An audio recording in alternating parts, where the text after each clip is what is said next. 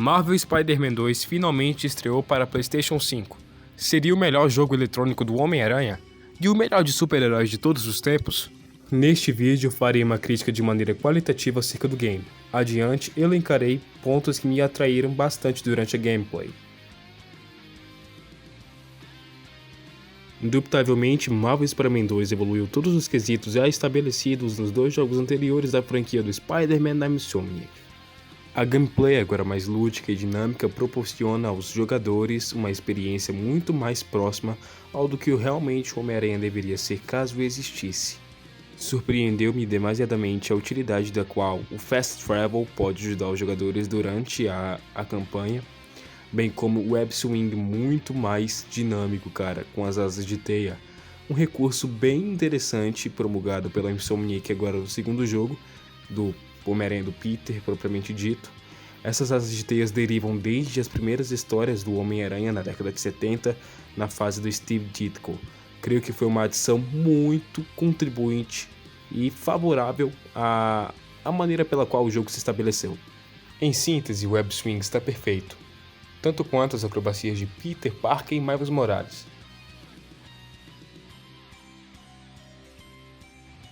No que tange aos personagens, dissertarei de uma maneira breve, de modo que abranja todos os vilões e alguns outros personagens além do Miles Morales. Iniciando pelo Venom, que rompeu todas as minhas expectativas e palpites previstos meses antes do jogo, sobretudo ao apresentar a vilã Grito como descendências de sua prole. Adiante, aqueles simbiontes que infestaram todos os habitantes da cidade, compondo uma só gangue bem perigosa aos aranhas. Isso remeteu certamente à Carnificina Absoluta, uma saga de HQs de 2019. Em síntese, este Venom foi muito diferente do que esperava.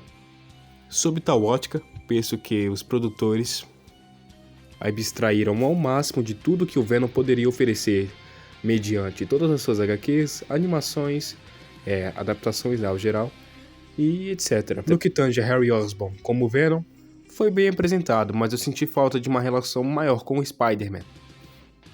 Em suma, o lema proposto pela Insomniac para com o Venom, de curar o mundo, fugiu bastante do que é a relação de vilania e heroísmo do Homem-Aranha com o Venom.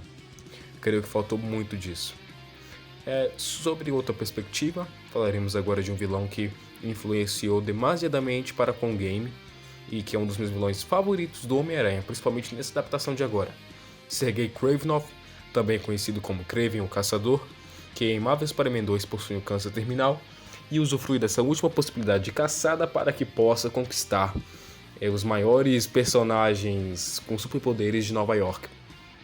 Informando-lhes com exatidão, Kraven assassinou o Escorpião, Abutre, Shocker e o Electro. E digo mais, caso o Homem-Aranha não estivesse com a simbionte em boa parte do game, ele seria facilmente, brutalmente assassinado pelo Kraven. Seria uma presa fácil ao personagem, além do que aquela cena nos apresentou, né, aquela breve morte do Peter Parker, com uma simples faca. Kraven o Caçador aqui neste jogo é muito overpower. Desculpe-me pelo neologismo, mas esta é a palavra que penso quando o vejo. Gostei bastante, porém senti falta de uma relação maior com o Homem-Aranha.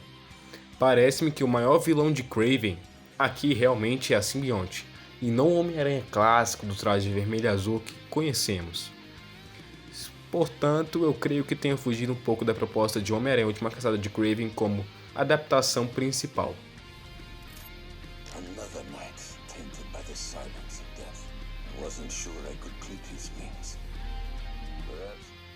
Homem-Aranha é um vilão bem interessante, porquanto sua representação e seus poderes magníficos. No entanto, ele foi tratado com desdém e como vilão de quinta do Spider-Man, por isso não gostei muito. O Senhor Negativo de Martinin foi muito legal, bem como o Lagarto de Kurt Connors, que apesar de seu visual esdrúxulo e horroroso, foi bem interessante. O Mistério de Quentin Beck apareceu principalmente em missões secundárias que não agregavam em nada na história, a não ser missões chatas e entediantes. Além disso, eu amei bastante a relação do Peter e Mary Jane, achei bem interessante mesmo, gostei das referências ao Demolidor, e assim cara, lembrando que essa é a minha opinião, basicamente, como um fã, e eu gostei bastante de vários aspectos do jogo. Enfim, o que dizer sobre Miles Morales e Peter? Que relação mútua e legal de se assistir. Muito interessante vê-los crescendo como personagens e amigos ao mesmo tempo. Desde quando foi apresentado-os em Marvel Spider-Man 1 de 2018. Todavia, neste jogo eles se enfrentando, Peter totalmente controlado pela simbionte foi algo que eu não esperaria ver tampouco. Bem como uma apresentação do Aranha-Verso aos dois. De certo, Peter participou de Homem-Aranha através do Aranha-Verso, mas eu achei uma justificativa muito plausível e muito interessante de ter Lu inserido aqui. A dinâmica do Web-Swing dos dois, o Peter andando de bicicleta na cidade durante alguns crimes, etc. É bem legal mesmo. Homem-Aranha 2 de PlayStation 5 não decepcionou no que tange a Miles Morales e essa relação entre os dois. No entanto, terei de falar em um outro vídeo sobre o Peter Parker. A loucura na qual fizeram com Peter Parker neste jogo é inadmissível.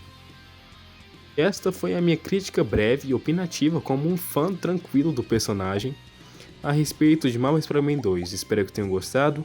Inscrevam-se no canal, compartilhem o vídeo e fiquem atentos ao próximo vídeo que estará relacionado sobre este mesmo tema. Peter, nerfado?